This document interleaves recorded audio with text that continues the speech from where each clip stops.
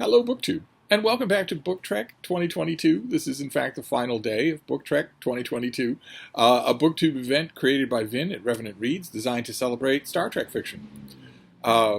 We did 2 months this year instead of last year's 5 months, and we split the event between the old Star Trek that is by and large in the vision of Gene Roddenberry, and in a couple of cases under his direct supervision, and so-called New Trek that took place years later, is ongoing, is balkanized and protected from Nielsen ratings, and so is the complete ideological puppet of Twitter know-nothings who don't like Star Trek, and who especially don't like Star Trek fans.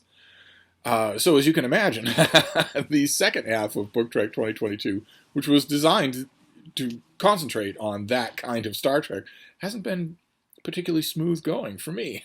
There aren't many books, and they aren't very good.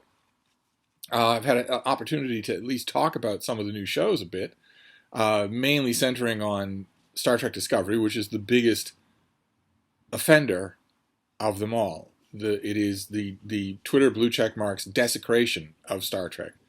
But also Star Trek Picard, which is a more complicated thing. I believe ultimately probably still done out of hatred for Star Trek, but it's pretty tough to get away with that completely when you've got Patrick Stewart on the set. And that show is not over. That show has one more season left that will reunite the cast of Star Trek The Next Generation. And then also Star Trek Strange New Worlds, which is my escape clause in this month. Star Trek Strange New Worlds is a new Trek show that stars Anson Mount as Captain Pike, the captain of the Enterprise before Captain Kirk. Who we see in the original series as a chair-bound cripple who can't speak, can't tend to any of his own needs, was badly burned in a training exercise in which he sacrificed his own body for the welfare of cadets.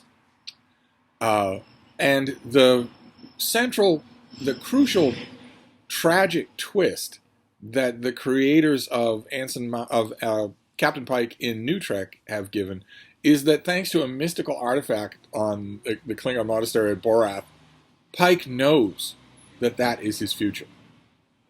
He knows what's coming. That's staggering, and the full implication of it is staggering, and the show hasn't at all delved into the full implication of that. But the first season of Star Trek Strange New Worlds was good. It also desecrated Star Trek, and I myself believe, there's no evidence on the screen yet, but I myself believe that it also was conceived and executed 100% out of contempt for both Star Trek and especially Star Trek fans. I believe that it was born entirely of that. And if I'm right, the showrunners won't have the patience to wait any more than one season, so we will start to see that next season. But the reason I call it an escape clause is because rather than dig around for any new Trek stuff that I maybe haven't found when I know it's not going to be a good reading experience, I've just been rereading all of the Star Trek books that were about Captain Pike before Strange New Worlds showed up. Writers did occasionally go to this figure. It's an inherently fascinating time period. You have a younger and less controlled Mr. Spock. You have an enigmatic first officer named Number One. A kindly old doctor, clearly near the edge of retirement.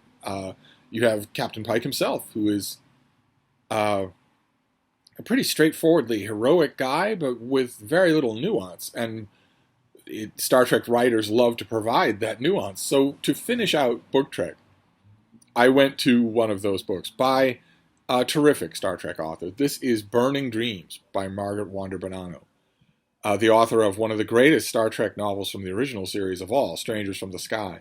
And this is the story of Captain Pike's life. I mean, there is a framing sort of plot involving, in the show, the burned and crippled Captain Pike is brought to the planet Talos IV by his former science officer, Mr. Spock, who kidnaps him and breaks regulations, including the only death penalty on the books, in order to bring him to Talos IV, where the inhabitants have gigantic heads and can create incredibly lifelike illusions and sustain them over long periods of time. Forever, basically. And the person in the illusion believes that it's real. They don't ever reach a wall and have their hand disappear or anything like that. Spock decides that since there's no hope for Pike in the real world, so to speak, the best thing he can do for his former commander is to bring him to a world where at least he will be convinced that he's running around, that he's walking around, that he's riding horses again, that he's falling in love with a woman who lives on Talos 4 named Vina. That's the plot of the menagerie, and that's very intriguing. And Star Trek fans have gone, Star Trek writers have gone back and filled in stuff like that. And here, Margaret Wano Bonanno does that. Mr. Spock is now an ambassador. Years and years have passed. He gets another telepathic summons from Talos 4. It's pretty obvious what must be the occasion for that summons. I mean, Pike is living an illusion of being hale and healthy, but he's still a mortal person. Right? He still ages. So I don't want to give away a whole lot about this book, especially since that framing plot is unimportant. This is mainly the story of Christopher Pike, his childhood, his youth, with a weird scientist figure who becomes a kind of ersatz father figure for him until disaster strikes. There's a house fire where his mother dies. There's a thesis paper out there to be written somewhere on house fires in Star Trek.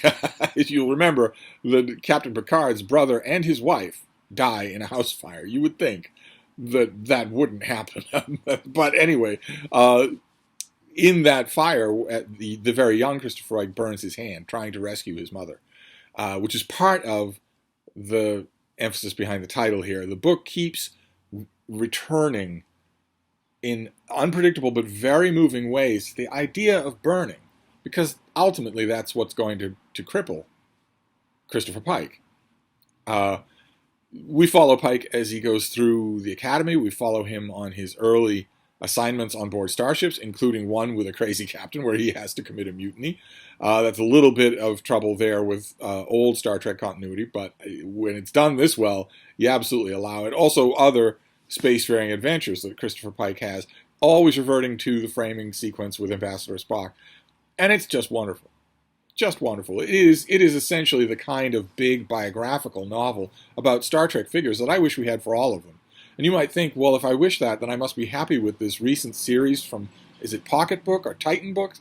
The autobiography of, and then we got the autobiography of James T. Kirk, the autobiography of Mr. Spock, Janeway, Picard. You might think that I'd be ecstatic about that series, but the series is very anemic.